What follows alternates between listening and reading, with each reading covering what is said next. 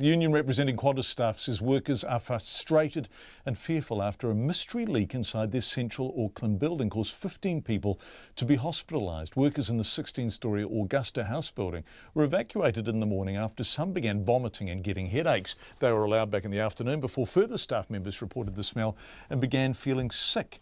The Auckland Regional Public Health Service says the leak was caused by an unknown chemical. Jessie Chang reports. People exposed to the mystery chemical, described as an organic sickly smell, experienced nausea, headaches and vomiting. Auckland City Hospital says it treated 15 patients with mild to moderate symptoms in its emergency department yesterday. It says they were observed for 4 to 8 hours before being sent home. Qantas said yesterday that 9 of the patients were their workers. John Crocker from Unite Union, which represents Qantas staff, says he was absolutely shocked when he heard what happened. We sent one of our field officers out there immediately to monitor the situation. There was a lot of confusion.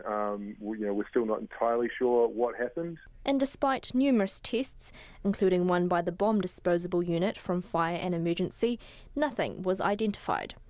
Vector also ran comprehensive tests this morning but didn't find any traces of natural gas.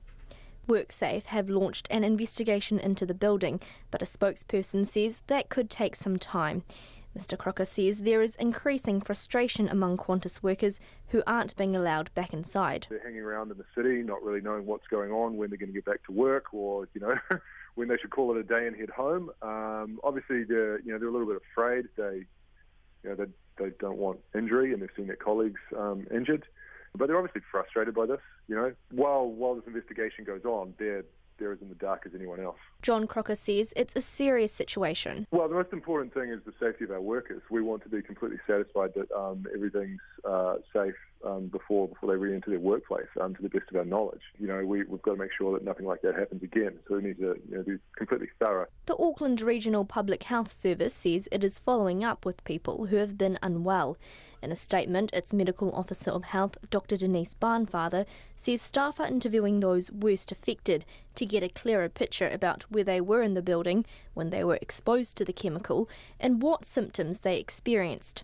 She says no one should enter the restricted areas of the building until they're told it's safe. People who were exposed to the chemical and are experiencing symptoms such as burning in the eyes or back of the throat, shortness of breath or nausea and vomiting should seek medical attention immediately. RNZ spoke briefly to Bay Group, whose website says they own and manage the 32-year-old building, but the office manager declined to comment.